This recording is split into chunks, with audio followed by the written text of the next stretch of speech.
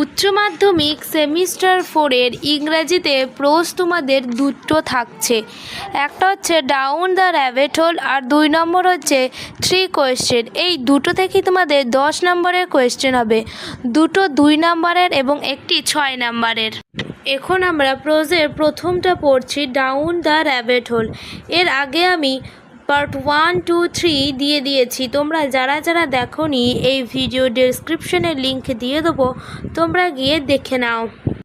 তোমরা ভিডিওটা পুরোটা দেখো। ভিডিওটা ভালো লেগে থাকলে লাইক করো, কমেন্ট করো এবং চ্যানেলটিকে সাবস্ক্রাইব করে দিও। আজকে আমরা পড়ব ডাউন দ্য র্যাবিট হোলের পার্ট 4। এর আগের দিন আমরা পড়েছিলাম অ্যালিসের পড়তে পড়তে ঘুম চলে এসেছিল এবং সে তার বাড়ির ডায়না বিড়ালকে নিয়ে ভাবতে লেগেছিল যে ডায়না বাদুর খায় কিনা। তারপর হঠাৎ তার পড়া শেষ হয়ে গেল এবং তার পাশে সেই সাদা খরগোশটাও পড়েছিল। সাদা খরগোশটার পিছু কিছুক্ষণ করলো, তারপর খরগোশটাও হারিয়ে গেল। তারপর সে একটা হল ঘরের মধ্যে প্রবেশ করেছিল এবং হল ঘরের চারিপাশে অনেক দরজা ছিল, কিন্তু সবগুলোই তালা দিয়ে বন্ধ ছিল। সে অনেক খোলার চেষ্টাও করলো দরজাগুলোকে, কিন্তু যখন অ্যালিস দরজাগুলোকে খুলতে পারল না, তখন তার মনে পড়লো যে সে কিভাবে এখান থেকে আবার বেরোবে। তারপর অ্যালিস হাঁটতে লাগলো। তখনই তার হঠাৎ চোখে পড়লো যে একটা 3 পায়াওয়ালা একটা কাচের টেবিল, সেই টেবিলের উপরে একটা ছোট্ট সোনার চাবি ছিল। তখন অ্যালিস ভাবলো এই চাবি দিয়ে নিশ্চয়ই কোনো না ঘরের দরজা খুলতে পারবে সে, কিন্তু সেই চাবি দিয়ে কোনো ঘরের দরজাই খোলা গেল না, কারণ কোনোটার তালা চাবিটার তুলনায় বড় বা চাবিটার তুলনায় ছোট। তারপর অ্যালিস দ্বিতীয়বার ঘুরতে ঘুরতে একটা নিচু পর্দা দেখতে পেল, যেটা আগে তার চোখে পড়েনি। সেই পর্দার আড়ালে একটা ছোট্ট দরজা ছিল, যেটার হাইট ছিল 15 ইঞ্চি। এই দরজাটাতে কিন্তু এই চাবিটা ফিট হয়ে গিয়েছিল। এই দরজার মধ্যে কি অ্যালিস ঢুকতে পারবে না পারবে না, সেটাই আজকে দেখার বিষয়। তো চলো দেখি অ্যালিসের এরপরে কি অবস্থা হলো। তো আজকে আমাদের Alice opened the door and found that it led into a small passage. এখান থেকে শুরু হবে। Alice opened the door and found that it led into a small passage not much larger than a rat hole. Alice দরজাটা খুলে দেখলো সেটা একটি সরু পথের দিকে নিয়ে গেছে, যা মোটেও ইঁদুরের গর্তের চেয়ে বড় নয়। She kneeled down and looked along the passage into the loveliest garden you ever saw. সে হাঁটু গেড়ে বসে পথটার ভিতর দিকে তাকালো এবং দেখলো একটা অনিন্দ সুন্দর বাগান। How she longed to get out of that dark hall and wander about among those beds of bright flowers and those cool fountains. এখানে ফাউন্টেন্স মানে হচ্ছে ঝর্ণা। প্রবল ইচ্ছে হচ্ছিল তার এই অন্ধকার হলঘর ছেড়ে উজ্জ্বল ফুলের বাগান আর শীতল ঝর্ণার মাঝে হেঁটে বেড়াতে। But she could not even get her head through the doorway, and even if my head could go through, thought poor Alice, it would be of very little use without my shoulders.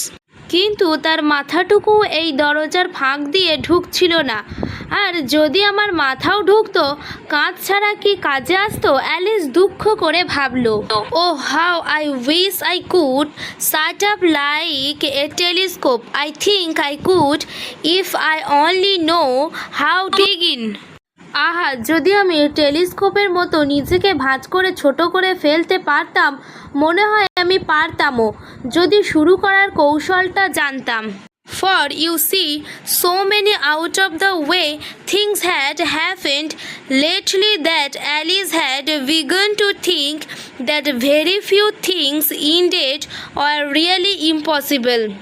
কারণ দেখো, সম্প্রতি এত অদ্ভুত ঘটনা ঘটেছে যে Alice ভাবতে শুরু করেছিল আসলে অসম্ভব বলে কিছু নেই। There seems to be no use in waiting by the little door. ছোট্ট দরজার সামনে দাঁড়িয়ে অপেক্ষা করার আর কোনো মানে হলো না।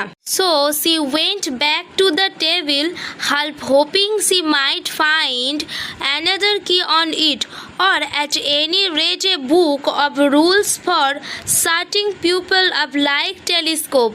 তাই সে আবার টেবিলের কাছে ফিরে গেল। আধা আধি আশা করেছিল হয়তো আরেকটা চাবি পাওয়া যাবে, অথবা কমপক্ষে একটা বই যেখানে মানুষকে টেলিস্কোপের মতো ছোট করার নিয়ম লেখা আছে। This time she found a little bottle on it, which certainly was not here before, said Alice, and tied round the neck of the bottle was a paper label with the words "Drink me" beautifully printed on it in large letter. এবার সে টেবিলের ওপর একটা ছোট্ট বোতল দেখতে পেল। এটা তো আগে এখানে ছিল না, অ্যালিস বলল। বোতলের গলায় একটি কাগজ লাগানো, তাতে বড় বড় অক্ষরে সুন্দর করে লেখা ছিল ড্রিঙ্ক মি, আমাকে খেয়ে নাও। It was all very well to say drink me, but the wise little Alice was not going to do that in a hurry. No, I will look first, she said, and see whether it's marked poison or not.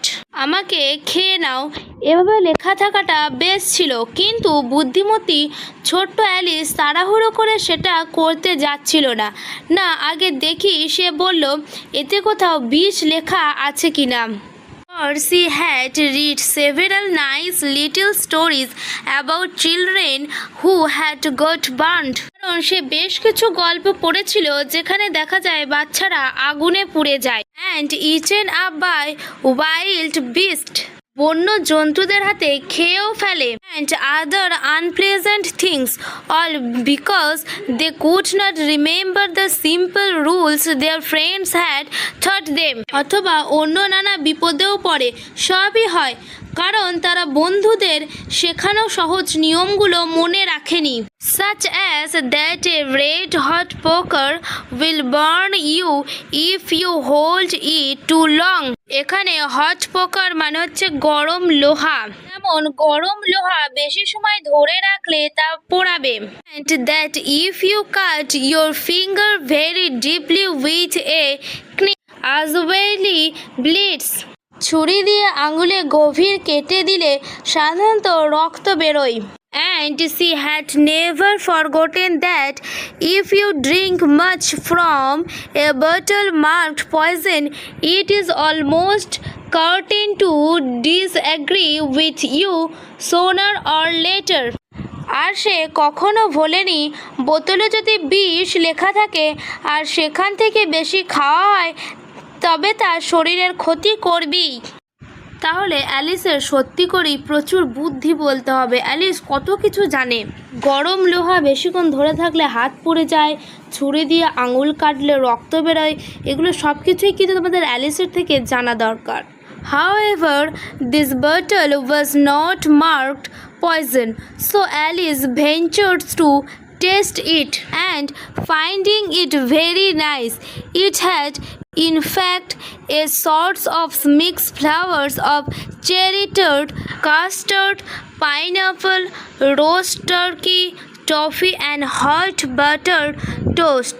She very soon finished it off. তবে এই বোতলে বিষ লেখা ছিল না, তাই Alice সাহস করে এক চুমুক খেলো। দারুণ স্বাদ, আসলে স্বাদটা যেন চেরি পাই, কাস্টার্ড, আনারস, রোস্ট টার্কি, টফি আর গরম মাখন মাখানো টোস্ট সব মিলে একসঙ্গে। খুব তাড়াতাড়ি সে পুরো বোতলটাই খেয়ে ফেললো। আজকের এইটুকুই, পার্ট 5 নিয়ে খুব তাড়াতাড়ি আসছি।